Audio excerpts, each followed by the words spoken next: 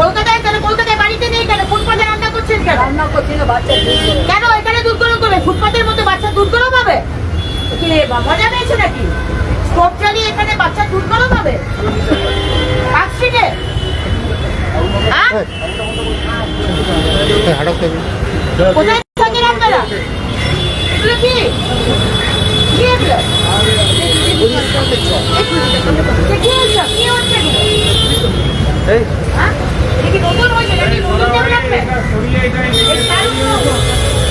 কি হচ্ছে? এটা কি সংসার পাতা হয়েছে নাকি? সংসার পাতার জায়গা?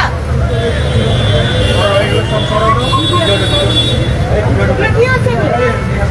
আপনাকে কে অধিকার দিয়েছে এখানে বাড়ি বানানোর, সংসার পাতার? আপনারা কোথা থেকে এসেছেন? বাড়ি কোথায়? বাড়ি কোথায়? হ্যাঁ, তো এখানে এসেছেন কেন? হ্যাঁ, আমি tolerate করবো না।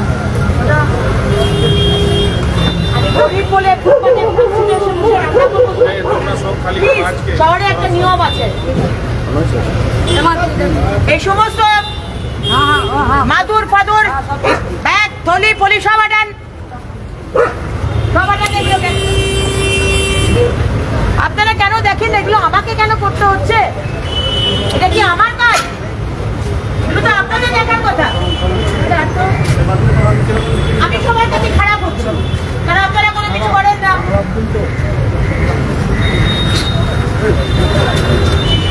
সব আটান এগুলো, সব আটান এগুলো, সব আটান এখানে।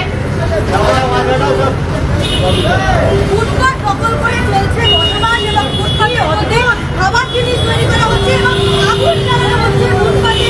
নিরাইভাবে আগুন জ্বালিয়ে রান্না করা হচ্ছে। এখানে যারা সাধারণ মানুষ যাদের যাতায়াত করেন এই রাস্তা দিয়ে তাদের কাছে membership করুন। I'm 100% sure you are not Indians. আপনি membership করুন। এইভাবে অবৈধভাবে ফুটপাত দখল করে রয়েছে তাদেরকে তারা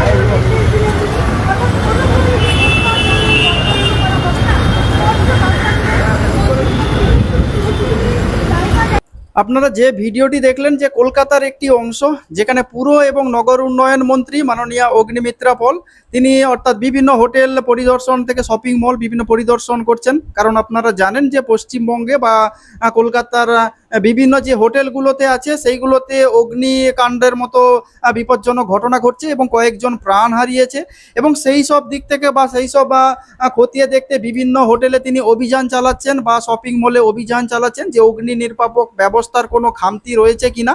কারণ আপনারা জানেন যে পূর্বতন তৃণমূল কংগ্রেসের জমানায় এই সকল হোটেল বা রেস্টুরেন্ট সহ যে শপিং মলগুলোর যে অগ্নি নির্বাপন যে ব্যবস্থা সেই ব্যবস্থা নিয়ে একটা বিস্তর গরমিলের একটা অভিযোগ আসছে। অর্থাৎ টাকার বিনিময়ে ঠিকঠাকভাবে অডিট করা হয়নি, কোথাও বা যে অগ্নি নির্বাপক ব্যবস্থা ঠিকমতো করা হয়নি, কোথাও টাকা দিয়ে সেটাকে মিটমাট করে নেওয়া হয়েছে, এইরকম একাধিক ভুরি ভুরি অভিযোগ আসছে। তার ফলে দেখা যাচ্ছে যে পালা বদলের পরে রাজ্যের বিভিন্ন জায়গাতে অগ্নি অর্থাৎ কাণ্ড ঘটছে এবং সেখানে বেশ কয়েকজন মারাও গেছে দেখা যাচ্ছে।